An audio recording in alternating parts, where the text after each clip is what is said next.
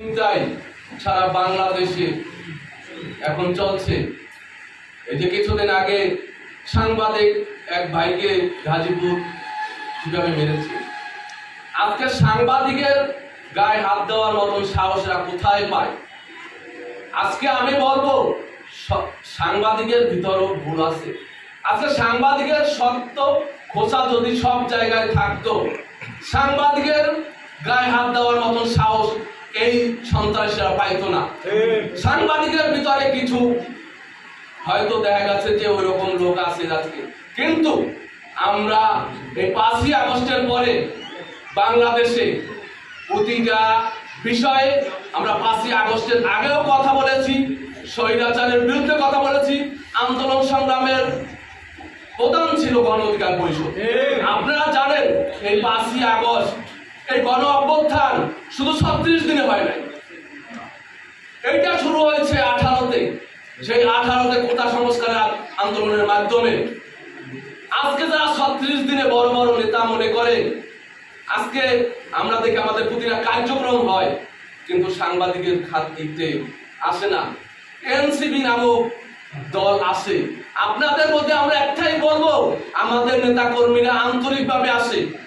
গণ অধিকার পরিষদের সম্মানিত সভাপতি জননেতা নুরুল হক নূর, একটা বাংলাদেশের 64 জেলায় উপজেলা পর্যায়ে আমাদের কমিটি আছে, যে কোনো জেলায় যায় আমাদের নেতা কর্মীরা আন্তরিকভাবে সফরে যায়। 250টা গাড়ি থাকে, কিন্তু নতুন যারা উত্তীর্ণ 36 দিনের, আজকে তারা এক একটা জেলায় কোটি টাকা খরচ করে। তারা 36 দিনে আন্দোলন সংগ্রামে 15 টাকা রিক্সা ভাড়া দিয়েছে বিভিন্ন, আজকে তারা এত পায়। 150 গাড়ি নিয়ে কিভাবে এলাকায় যায়? তো এক একজন নেতা 150 গাড়ি নিয়ে এলাকায় সফর করে।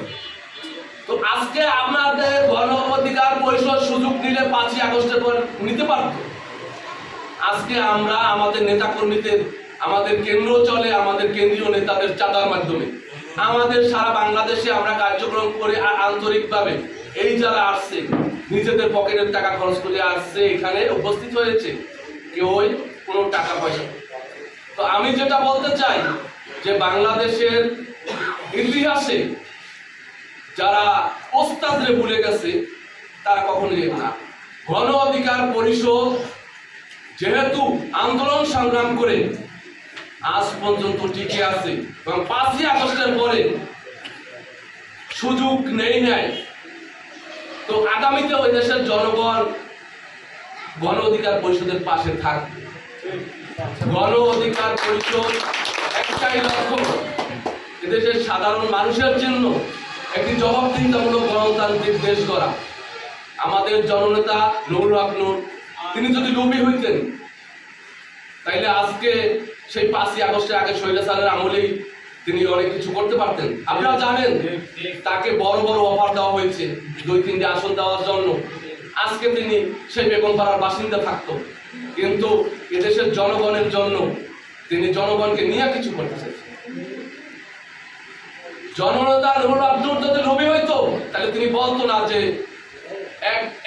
এক ব্যক্তি সরকার প্রধান থাকবে, এক ব্যক্তি দলের সভাপতি থাকবো, এক ব্যক্তি সংসদ উপনেতা থাকবো। তিনি বলছেন যে যিনি সরকার থাকবেন তিনি দলীয় সভাপতি থাকতে পারবেন। আমাদের গঠনতন্ত্রে আছে এক ব্যক্তি 2 বারের বেশি সভাপতি থাকতে পারবেন। নুরুল হক নূরের বয়স 33 বছর, তিনি লোভী হইলে তিনি যে আমি আজীবন সভাপতি থাকবো। তো উনি 5 ওয়াক্ত নামাজ পড়ে, আমাদের কার্যক্রম সারা বাংলাদেশে চলে। সাংবাদিক ভাইদের প্রতি বলবো, আপনারা আমাদের কার্যক্রমগুলো সত্য, যেটা আমরা বলি না লিগ্যাল, আমাদের কার্যক্রমগুলো আপনারা তুলে ধরবেন। আপনাদের প্রতি আমাদের সম্মান সবসময় থাকবে ইনশাল্লাহ। এবং সাংবাদিক ভাইদের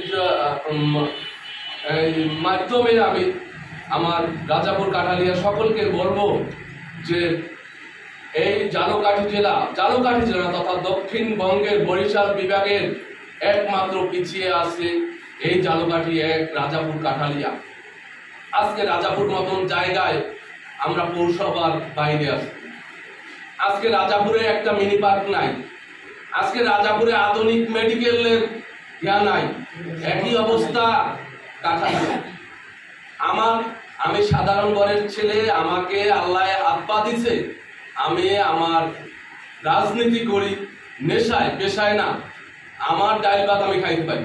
শুধু স্বপ্ন একটাই, আমি আমার এলাকার মানুষের জন্য কিছু করতে চাই।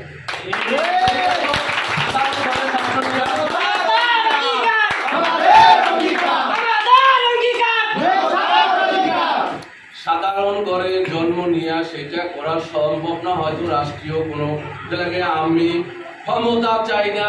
আমি সেবক হিসাবে যদি আমাকে, এখনো আলহামদুলিল্লাহ, যদি আমার এলাকার মানুষ আমাকে চায়, আমার এলাকার মানুষ আমাকে না চাইলে গণ অধিকার পরিষদ থেকে আমাকে এখানে নির্বাচন করতে বললেও আমি করবো না। যখন আমার এলাকার নেতাকর্মী এবং আমার এলাকার মানুষ যখন বলবে যে আপনি আসেন, এবং সাংবাদিক বাইরের মাধ্যমে আমাকে তারা আলোচনায় আনবে, তারা বলবে যে না উনিও গণ অধিকারের প্রার্থী, আমি তখনই আমাদের রাজাপুরে পাড়া দেব প্রার্থী হিসাবে।